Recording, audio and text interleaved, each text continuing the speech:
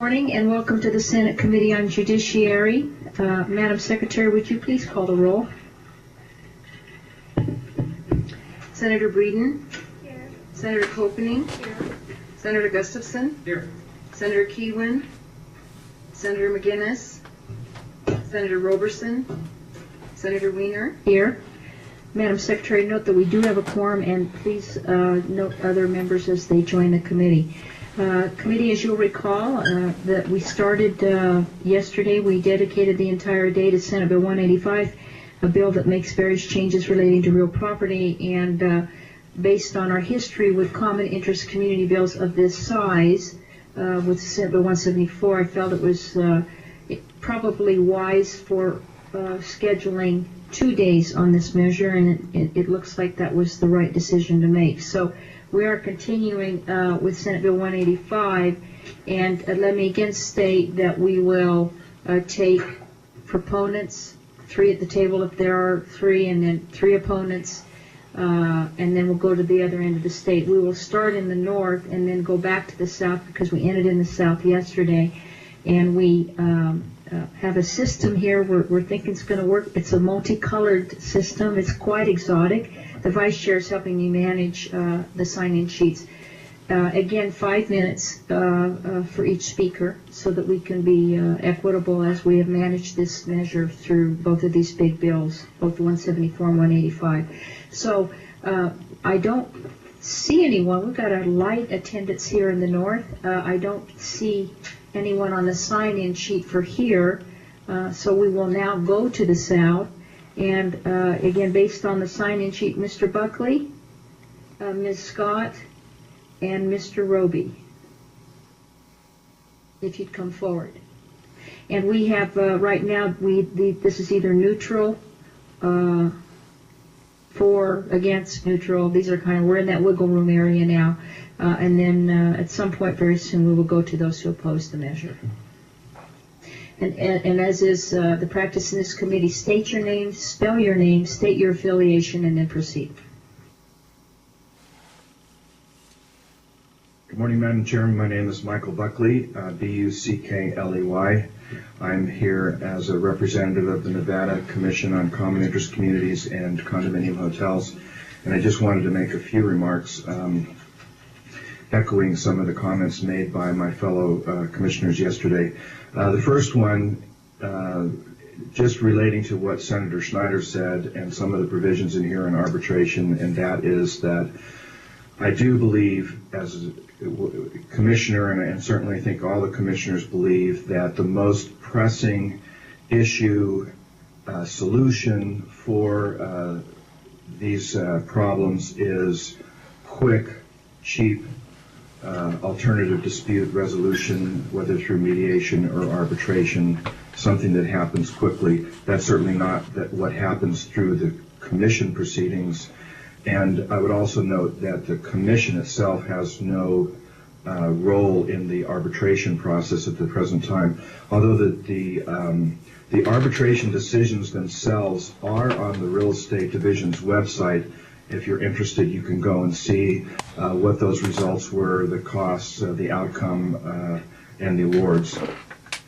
The second point I would make, and just to echo again some of the other comments, and that is, if, as Senator Schneider says, that associations are local small governments, then it doesn't really seem to make sense to have in the statutes that associations can't control their own streets in the sense of radar guns and that kinds of thing. It does seem that if these are the government that's most close to the people, that the people ought to be able to decide what to do there. Third comment relating to Section 18, and this was the requirement that the declaration clearly label leasing restrictions and association obligations with respect to common elements.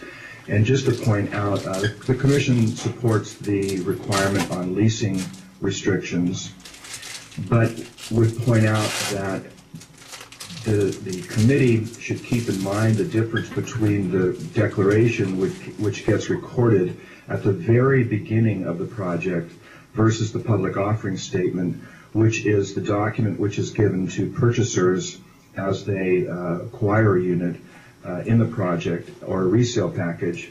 And I think that perhaps the issues with regard to common elements would be better handled in the public offering statement, because the common elements change from time to time over the life of the project. Last session, the Commission was given the authority to pass additional disclosure requirements through regulations, and that's NRS 116.643. We haven't done that yet. You know, we are a part-time commission. We meet, I think we have to meet once a quarter. We did meet more often, and we're meeting more often now with regard to legislation. But the regulatory process, as I'm sure your council can tell you, is a slow process because we start with something, it goes to Legislative Council Bureau. We can't act on it until we get something back from them. Then we have a number of hearings to adopt that. Our regulations for Chapter 116B have been in the works for over a year, and now they're on hold again. So the idea that the Commission is slow on regulations, I mean, it's the process of the bureaucracy. With regard to Section 21 and the change to allow a majority of the owners, only require a majority of the board members to be unit owners, I think we're just showing that we're going back and forth on some of these things. I think the comments were made yesterday, and certainly are valid comments. We ought to leave some of these provisions alone and not change them every session.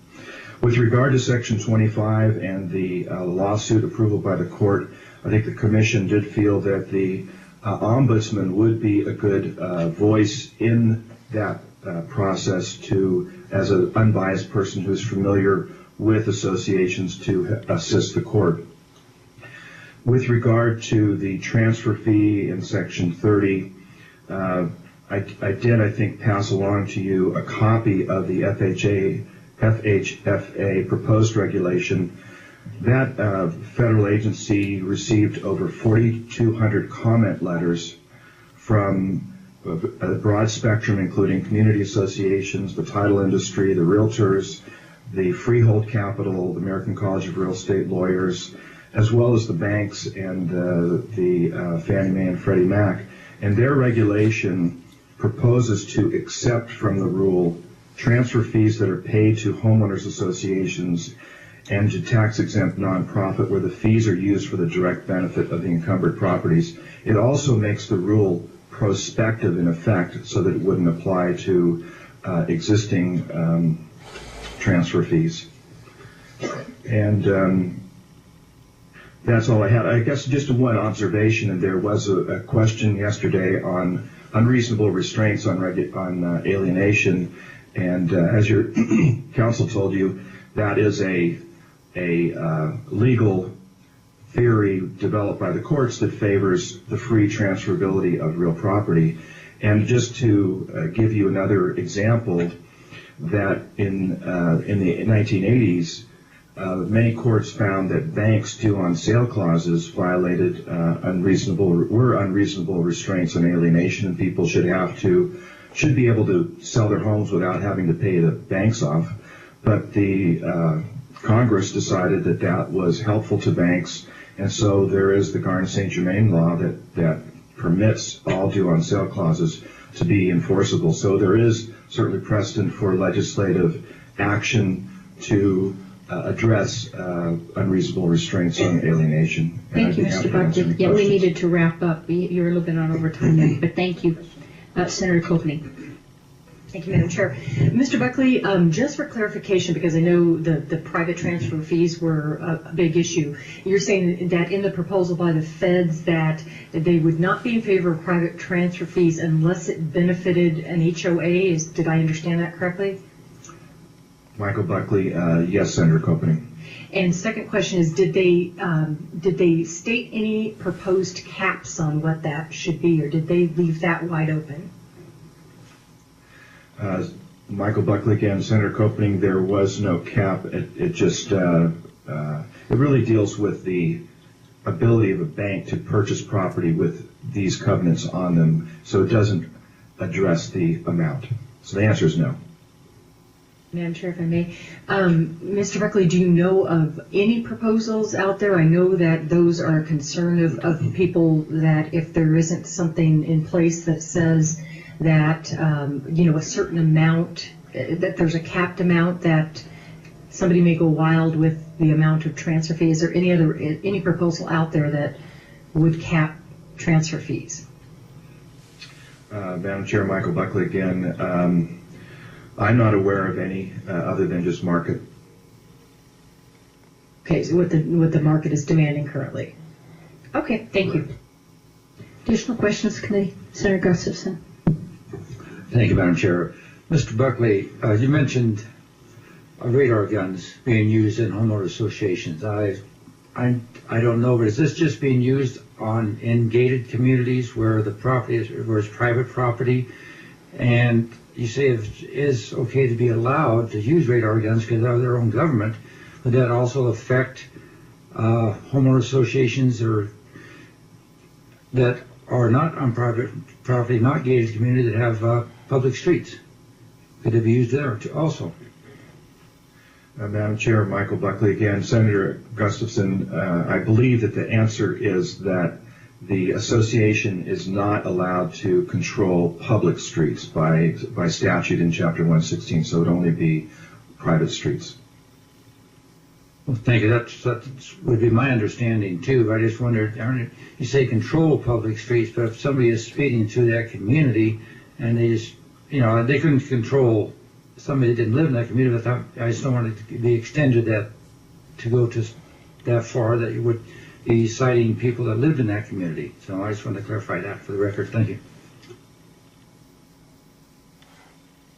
Additional questions, committee? Thank you. Okay. Thank you, Mr. Buckley. Either